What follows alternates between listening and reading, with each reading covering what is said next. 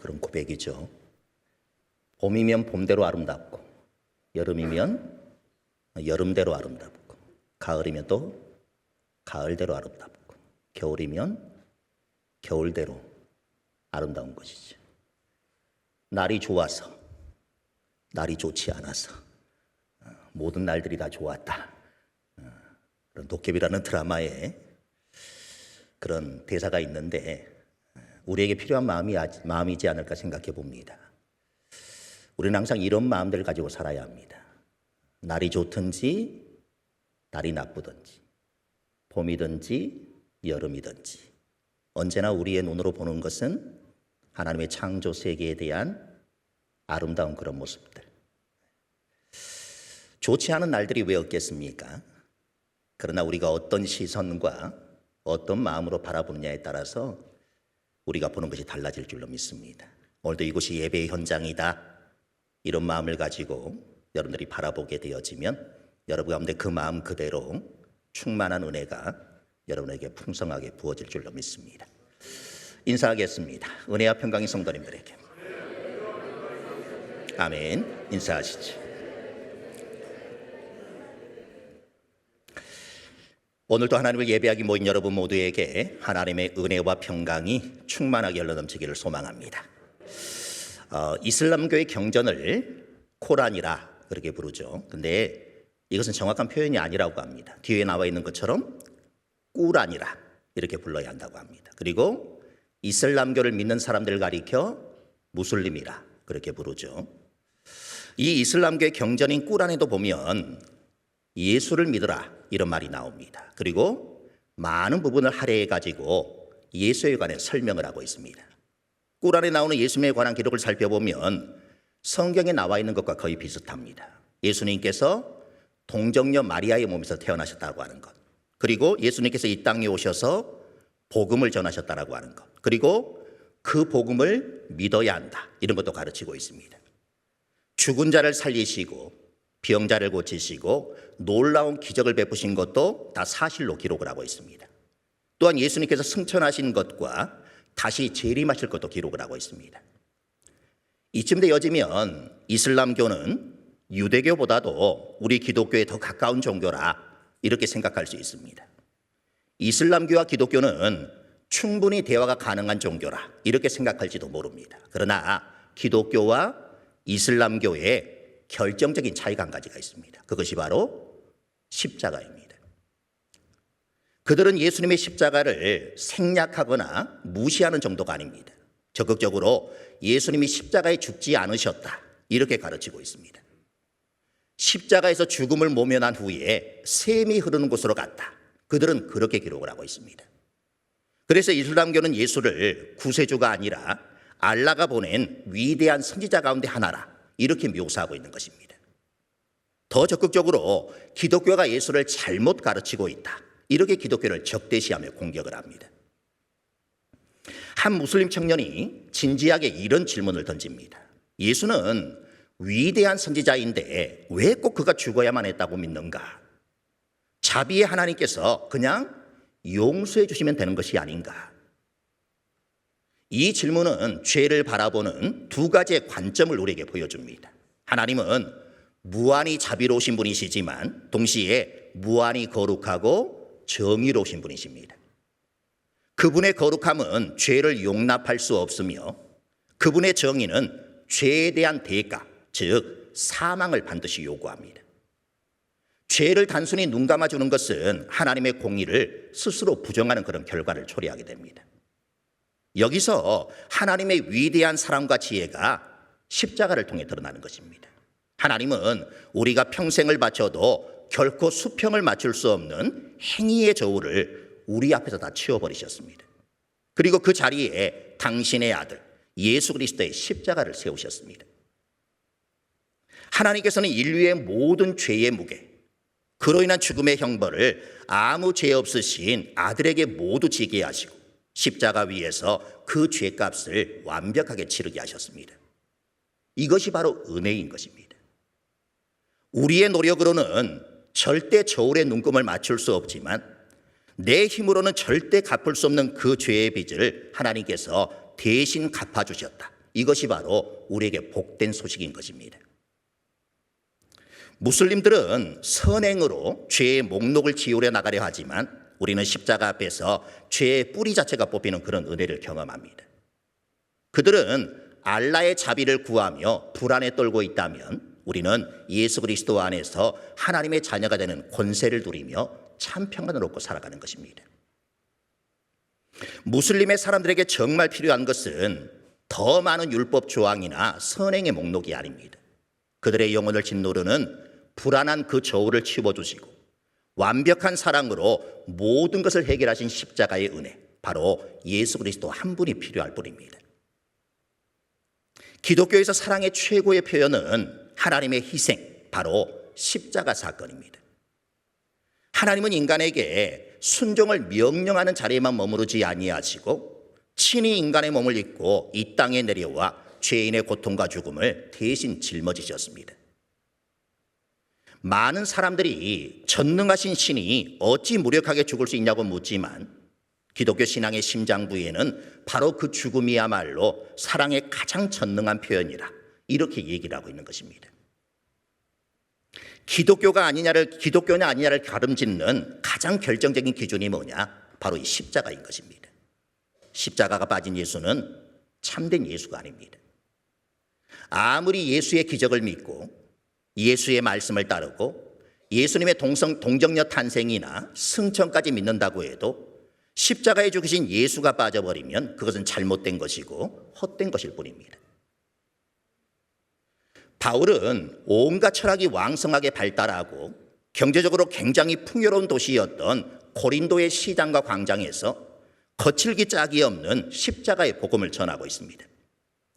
그 십자가는 아름다운 색깔로 칠해지거나 금박이 덧입혀진 대신에 그리스도의 피가 뚝뚝 떨어지는 원래 모습 그대로 고린도의 광장에 세워졌습니다. 바울이 이렇게 고린도에서 그 도시 사람들의 취향과 스타일에 맞게 멋진 말로 포장된 복음을 전하지 않는 데에는 특별한 이유가 있었습니다. 그는 그때까지 수많은 도시들을 돌아다니면서 복음을 전했습니다. 한 사람이라도 예수를 믿게 하려는 그런 심정으로 때로는 그 도시 사람들이 듣기 좋게 복음을 그럴싸하게 포장해서 전해주기도 했습니다. 그런 도시들 중에 대표적인 도시가 바로 아덴, 그러니까 아테네였습니다. 최고로 고상한 사람들이 사는 도시였기 때문에 바울은 거기서 최고로 세련되게 복음을 전했습니다. 그런데 결과는 바울의 생각과는 정반대로 나타났습니다. 물론 그 좋지 않은 결과가 전부 바울의 잘못 때문만은 아니었지만 그 도시에서는 몇몇을 제외하고는 그 누구도 복음을 받아들이지 않았습니다. 이런 과정에서 바울이 절실하게 깨닫는 것이 하나가 있었습니다. 그것은 복음은 아무리 거칠고 거부감이 들더라도 있는 그대로 전해져야만 한다는 것이었습니다. 그래서 바울은 어디서건 그리스도의 십자가 외에는 다른 것은 아예 생각조차 하지 않기로 작정을 했던 것입니다. 바울의 이런 깨달음과 결단 때문에 있는 그대로의 피 묻은 복음이 고린도 사람들에게 전해진 것입니다. 이제 본문을 하나하나 한번 살펴보겠습니다. 오늘 본문을 이해하려고 하면 오늘 본문 앞절인 17절부터 보아야 합니다. 읽어보겠습니다.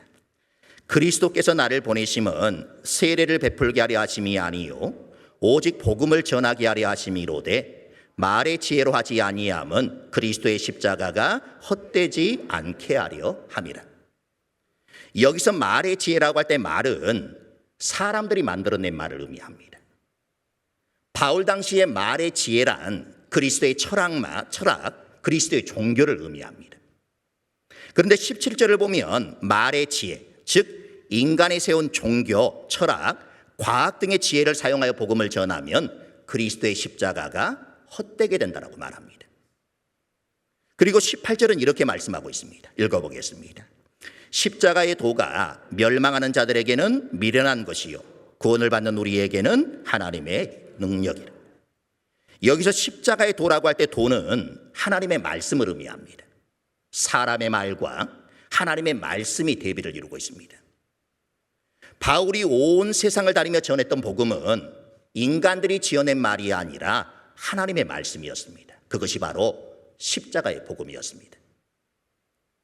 구약을 보면 늘 하나님의 종들과 세상의 박사들 또는 지혜자들의 정면 대결이 나옵니다.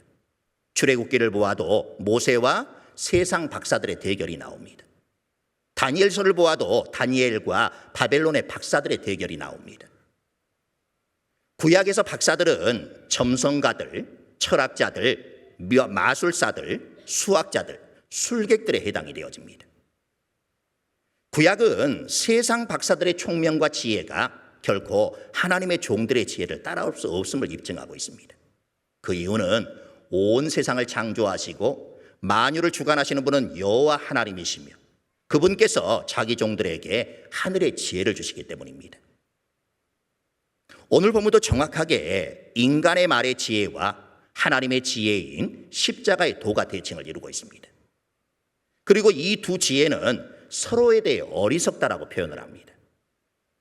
마치 기름과 물이 섞일 수 없는 것처럼 하나님의 지혜와 세상 지혜는 서로 섞이지 않는 그런 지혜입니다. 하나는 부패한 인간 및 사탄으로부터 나왔고 다른 하나는 오직 하나님으로부터 온 지혜이기 때문에 그렇습니다. 바울이 왜 십자가의 도를 전한다라고 합니까? 십자가의 도는 믿는 자들에게 하나님의 능력이기 때문이다. 십자가의 도는 구원을 얻는 자들에게 하늘의 지혜를 주기 때문입니다. 하지만 멸망하는 자들에게는 십자가의 도는 미련한 것으로 보이는 것입니다. 이렇게 되는 이유는 하나님께서 세상 지혜로는 하나님의 지혜를 깨닫지 못하도록 정하셨기 때문입니다. 그러므로 어떤 사람이 십자가의 도에 대해 어떻게 반응하느냐에 따라 그가 구원을 얻을 자인지 혹은 멸망한 자인지를 알 수가 있는 것입니다. 십자가의 복음을 받으면 구원을 받는 지혜로운 자이지만 십자가의 복음을 거절하면 스스로 멸망에 떨어지는 어리석은 자인 것입니다. 바울은 그 십자가의 메시지를 강조하기 위해 먼저 인간들의 말 또는 그들의 메시지가 얼마나 허망한지를 지적을 하고 있습니다. 이를 위해 바울은 19절에서 이사야의 말씀을 인용하고 있습니다. 함께 읽어보겠습니다. 기록된 바 내가 지혜 있는 자들의 지혜를 멸하고 총명한 자들의 총명을 폐하리라 하였으니. 이사야 29장에 보면 교만과 죄로 인해 하나님을 떠난 자들의 마음은 아무리 지식이 많고 총명이 많고 세상 지혜로 가득해도 결국 구원을 얻지 못하고 멸망할 것이기 때문에 다 헛되며 실패한 것이라 이렇게 말씀하고 있습니다. 바울의 이러한 선포는 헬라의 철학이나 문학의 영향을 받은 자들에게 아주 심각한 그런 메시지였습니다. 왜냐하면 헬라 철학과 문학의 바탕에는 세상의 지혜가 있기 때문입니다. 로마 문화, 이방 문화, 현대 문화 등은 인간의 지혜를 대단히 중요하게 여기고 있습니다. 특히 헬라 철학은 인간의 지혜를 자랑하고 있습니다. 자신들의 철학에 대해 대단한 긍지를 가지고 있었습니다.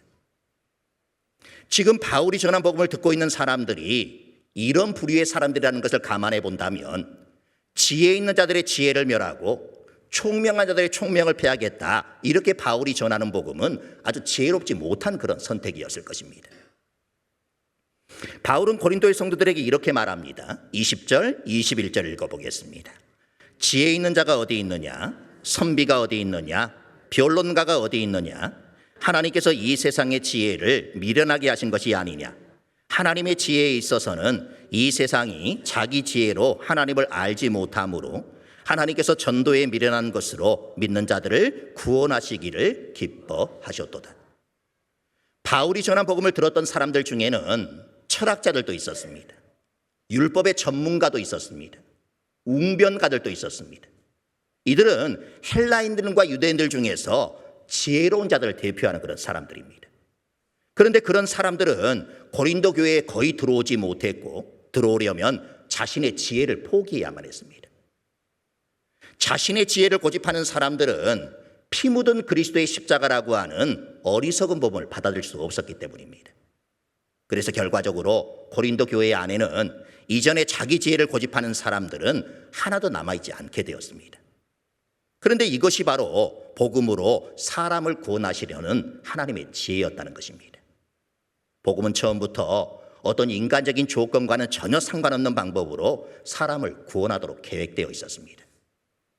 복음이 처음부터 하나밖에 없는 구원의 방편으로 삼은 것은 바로 믿음이었습니다. 하나님께 주시는 대로 받고 의지하는 그 마음 말입니다. 그리고 그 과정에서 어쩔 수 없이 계속해서 교만을 고집하는 사람들은 구원에서 제외되게 되어 있었습니다. 교만을 내려놓는 것이 바로 회개이기 때문입니다. 성도 여러분, 우리가 하나님을 믿는다 이렇게 말할 때 그 믿는다라는 말에 가장 기본적인 의미가 무엇일까요? 같이 한번 읽어보겠습니다. 믿는다는 것은 항상, 언제나, 반드시 무엇에 있어서건 나보다는 하나님이 오르시다. 항상, 언제나, 반드시 무엇에 있어서건 나보다는 하나님이 지혜로우시다. 이것이 바로 신앙의 기본인 것입니다. 그리고 우리 편에서 보면 신앙이 참 쉽지 않은 그런 이유이기도 합니다. 결국 믿음이란 하나님의 말씀과 성경의 원리 앞에서 우리 자신의 옳고 그름에 대한 기준이나 지혜까지도 내려놓아야 하는 그런 문제이기 때문입니다. 그러나 이것은 신앙을 가지기 위해서는 어쩔 수 없이 필요한 그런 과정입니다. 나와 나의 사고방식을 고집하면서는 결코 하나님의 방법을 받아들일 수 없기 때문에 그렇습니다. 22절부터 24절까지 읽어보겠습니다.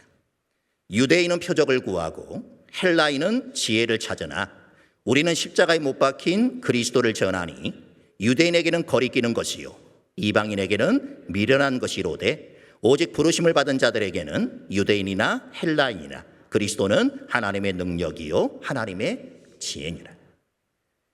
유대인들이 바라보는 메시아는 힘으로 로마를 정복하고 다윗 시대의 영광을 회복해 줄 그런 구원자였습니다. 게다가 유대인들에게 십자가는 하나님의 저주의 상징이었습니다. 그러니 유대인들이 십자가의 복음을 전해 들었을 때 그들이 십자가를 쉽게 받아들일래야 받아들일 수 없는 그런 마음인 것입니다. 게다가 너희가 메시아를 십자가에 못 박아 죽였다. 이렇게 자신들의 죄를 지적하는 직접적인 메시지까지 듣게 되니 십자가는 더더욱 받아들이기가 힘든 것일 수밖에 없었습니다. 반면에 헬라인들이 바라는 것은 자신들의 사고방식에 맞는 신이었습니다. 일단 헬라인들은 영은 선하고 육은 악하다 이런 생각에 빠져 있었습니다. 이런 사고방식으로는 십자가에 달려 피를 흘리며 죽은 인간의 몸을 지닌 하나님의 아들 그리고 그렇게 허무하게 죽어버린 신은 받아들이기가 굉장히 힘들 수밖에 없었습니다. 게다가 당시 그래도 교양 있는 헬라인들에게 십자가는 너무나도 역겨운 것이었기 때문에 대화 중에도 십자가라는 단어 자체를 아예 입에 담지 않았다고 합니다. 그러니 온갖 철학에 빠져서 스스로를 굉장히 고상하고 지적인 사람이라 이렇게 생각했던 고린도의 헬라인들에게 십자가는 정말 받아들이고 싶어도 받아들일 수 없는 그러한 것들이었습니다. 그렇다면 왜 하나님께서는 바울을 통해서 그런 고린도에 그렇게 거친 십자가의 복음이 있는 그대로 선포되게 하셨을까? 한 사람이라도 더 구원하려고 한다고 하면 더 쉽고 더 편안한 모습으로 복음을 전해야 했을 것인데 말입니다. 바울은 복음이 유대인에게는 거리끼는 것이요 이방인에게는 미련한 것이라 이렇게 분명하게 말합니다. 바울은 자신이 전한 복음이 유대인들과 이방인들에게 그런 식으로 받아들일 것이라는 사실을 몰라서 그렇게 전한 것이 아니라고 하는 것입니다. 거리끼는 것이 되지 않고 미련한 것이 되지 않으려면 결코 복음은 복음의 능력을 가질 수 없기 때문에 그것을 너무나도 잘 알고 있었기 때문에 그런 복음을 전하고 있는 것입니다. 여러분 사실 복음은 그 사실 자체만 생각해 보면 정말 말도 안 되는 그런 이야기입니다. 복음은 이렇게 말합니다. 하나님이 인간이 되셨다. 전지전능하시고 무한하신 하나님이 나와 똑같은 인간이 된다. 벌써 여기부터 말도 안 되는 그런 소리인 것입니다. 그런데 그렇게 인간이 되신 하나님이 인간의 죄짐을 지고 십자가에 달려 죽으셨다. 여러분 하나님이 죽는다. 영원하신 하나님이 그것도 인간의 죄를 뒤집어 쓰고 죽는다. 이건 더 웃기는 그런 이야기인 것입니다. 그런데 그렇게 인간이 되어 죽은 하나님이 다시 살아나셨다. 죽은 인간이 살아났다라고 합니다. 그것도 곱게 죽은 사람이 아니라 십자가에서 마지막 피 한 방울까지 다 쏟고 가장 처참하게 죽은 인간이 말입니다. 정말 말이 안 되는 것은 마지막 주장입니다. 그런데 그런 예수님을 믿으면 죄를 용서받고 구원을 얻게 된다고 합니다. 이것이 하나님께 주신 구원의 방법이라고 말합니다. 이 모든 말도 안 되는 이야기를 믿으면 그것을 구원을 가져다 준다, 이렇게 말합니다. 상식적으로만 본다면 사람이 이런 사실들을 어떻게 믿을 수 있겠습니까? 바울은 세상 지혜의 어리석음을 보여준 후에 마지막 25절 말씀에서는 하나님의 어리석음이 얼마나 강한지를 우리에게 보여줍니다. 읽어보겠습니다. 하나님의 어리석음이 사람보다 지혜롭고 하나님의 약하심이 사람보다 강하니라. 바울이 말하는 하나님의 어리석음이란 십자가를 통한 역사를 말합니다. 십자가를 통해 주시는 그 메시지를 말합니다. 인간이 십자가가 주는 메시지와 역사를 볼 때는 대단히 어리석은 것입니다. 그래서 하나님의 어리석음입니다. 그러나 하나님의 어리석음은 놀랍게도 그분의 가장 깊은 지혜로서 하나님의 뜻을 다 이루었다라고 하는 것입니다. 이에 누구든지 하나님의 어리석음인 십자가의 메시지를 믿고 받으면 세상 지혜로는 얻을 수 없는 의와 거룩함과 구원을 얻게 된다고 말합니다. 영원한 생명을 얻게 된다, 이렇게 말씀합니다. 영원한 나라, 천국을 기업으로 받게 될 것이다. 죄와 마귀와 세상과 싸워 이길 수 있게 해주겠다, 이렇게 말씀하시는 것입니다. 그리스도만이 우리에게 하나님의 능력이며 지혜입니다. 우리는 십자가의 도에 세상 지혜를 섞어서도 안 되고 십자가의 복음을 전하는 데 있어서 세상적인 것을 동원해서도 안 됩니다. 최봉성 목사님이라는 분이 계셨습니다. 우리에게는 최권능 목사님이라 이렇게 더 많이 알려지신 그런 분이십니다. 비가 오나 눈이 오나 손을 들고 예수 천당을 외쳤던 그런 목사님이십니다. 예수 천당, 예수 천당. 평양 사람이라고 하면 예고 어른이고 믿지 않는 불신자도 새벽 4시만 되면 이 소리를 들었습니다. 그 소리는 평양을 깨우는 영적인 소리였습니다. 그 소리가 평양의 명물이 되었습니다. 재밌는 일화들이 많이 있습니다. 한 번은 일본 헌병 지휘관이 말을 타고 가는데 최봉성 목사가 말 앞에 서서 예수 천당 이렇게 외쳤고 그 바람에 말이 뛰어서 일본 지휘관이 땅에 떨어져 기절을 했습니다. 군인들이 총을 들이대며 목사님을 죽이려고 하니까 목사님이 이렇게 말합니다. 나를 죽이면 너희 지휘관도 죽는다. 군인들이 그럼 어떻게 하면 되겠느냐 이렇게 물으니까 최봉성 목사님이 이렇게 얘기합니다. 내가 기도하면 산다. 그리고 지휘관을 위해서 기도했고 깨어나게 되었습니다. 또 한 번은 최봉성 목사가 장터에서 전도를 하는데 자신이 방탕하게 살았던 그 시절의 친구들이 술에 취해서 이런 최봉성 목사를 보고 술을 권하기 시작하는 것입니다.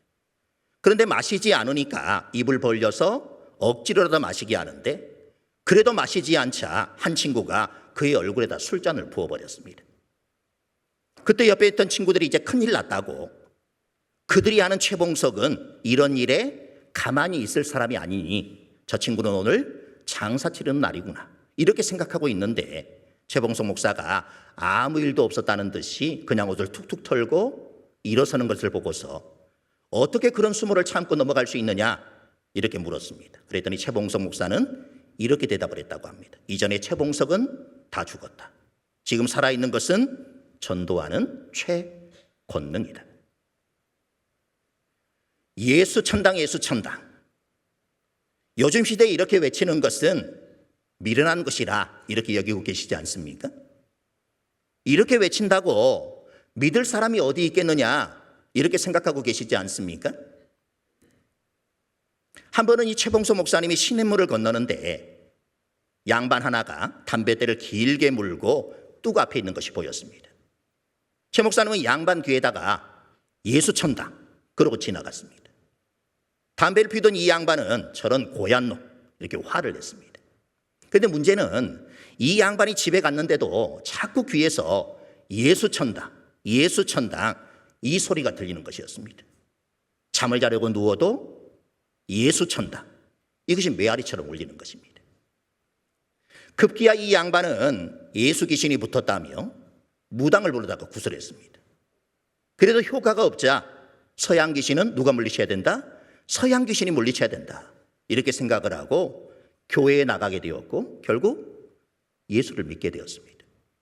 이 양반이 바로 고당 조만식 선생님의 부친이었던 조을선 씨입니다. 미련한 전도 내용을 고집한 최 목사님, 그의 전도는 정말 간단했습니다. 무식하고 미련했지만 예수 천당, 그 전도 소리는 마침내 평양의 많은 불량배들로 하여금 교회의 문을 두드리게 했습니다. 그 시대의 광야의 소리였고 그 시대의 복음의 나팔이었습니다. 기독교 영성가이자 상처 입은 취자로 잘 알려진 헨리 나우엔이 쓴 예화 중에서 노인과 정갈이라 이런 글이 있습니다. 인도 겐지스 강가에 매일 이른 새벽이면 큰 나무 밑에 앉아서 명상으로 하루를 시작하는 노인이 있었습니다. 하루는 명상을 끝내고 일어나려고 하는 그 순간 정갈 한 마리가 강물에 휩쓸려 떠내려가고 있었는데 빠져나오려고 안간힘을 쓰고 있는 것을 보았습니다. 큰 나무의 뿌리가 강물 쪽으로 나온 것이 있었는데 겨우 그것을 붙잡고 더 이상 떠내려가지 않으려고 힘을 쓰고 있었습니다. 그런데 힘을 쓰면 쓸수록 더 깊숙이 강물 쪽으로 빠져들어가는 것이었습니다. 노인은 이 광경을 보자마자 자신도 모르게 손을 내밀어 물에 빠진 정갈을 건지려고 했습니다. 그가 정갈을 손으로 잡자마자 정갈은 그의 손가락을 감싸 안으며 꼴에 있는 독을 쏘았습니다. 노인은 본능적으로 손을 뺐습니다. 그리고 다시 중심을 잡은 다음 정갈이 불쌍해서 또다시 손을 내밀었습니다. 그러자 이번에도 정갈은 똑같이 독을 쏘는 것입니다. 노인의 손은 점점 붓기 시작했고 얼굴은 통증으로 인해 일그러지기 시작했습니다. 그때 지나가던 행인이 이 장면을 보면서 이렇게 말합니다. 여보시오, 정신 나간 노인 양반, 무슨 짓을 하는 거요, 바보같이. 아무 쓸모없는 정갈 한 마리를 왜 만지는 거요? 정갈에 쏘이면 죽는 것도 모른단 말이요. 노인은 천천히 고개를 돌려 젊은이를 바라보았습니다. 그리고 이렇게 말합니다. 젊은이, 정갈이 독을 쏘는 것은 아주 자연스러운 본능이요. 그런데 죽어가는 곤충을 살리고자 하는 것, 이 또한 인간의 본능이요. 이어치 물리칠 수 있단 말이요. 이 노인이 구하려고 했던 정갈이 누구냐? 바로 우리들입니다. 결국 우리가 그분을 찌르고, 결국 우리가 그분을 아프게 하고, 결국 우리가 십자가에 못 박아 죽게까지 했습니다. 바보 같은 예수님은 정갈 같은 타락한 본성을 가진 인간에게 찔리고 죽으셨다는 것입니다. 그럼에도 불구하고 인간을 구원하시려고 하는 그분의 본성은 조금도 변하지 않으셨던 것입니다. 사랑하는 성도 여러분, 바보 같으신 예수님을 통하여 구원받고 예수님을 닮은 우리는 바보 같은 그리스도인들이 되어야 합니다. 이 땅에 교회가 세워진 이후 그리스도인들은 세상으로부터 항상 바보 취급을 당했고 세상 사람들은 그리스도인들을 자기들과 함께할 수 없는 사람들이라고 무시했습니다. 십자가를 안다는 것은 십자가를 다른 사람에게 지우는 것이 아니라 다른 사람을 위해 내가 십자가를 기꺼이 지는 것입니다. 우리 그리스도인들이 바보가 되어야만이 사람의 영혼을 구할 수 있습니다. 우리 한 사람 한 사람이 바보가 되어 다른 사람들을 지혜 있게 하고 그들의 영혼을 구원하는 그런 그리스도인들이 다 되시기를 간절히 소망합니다. 찬양하겠습니다.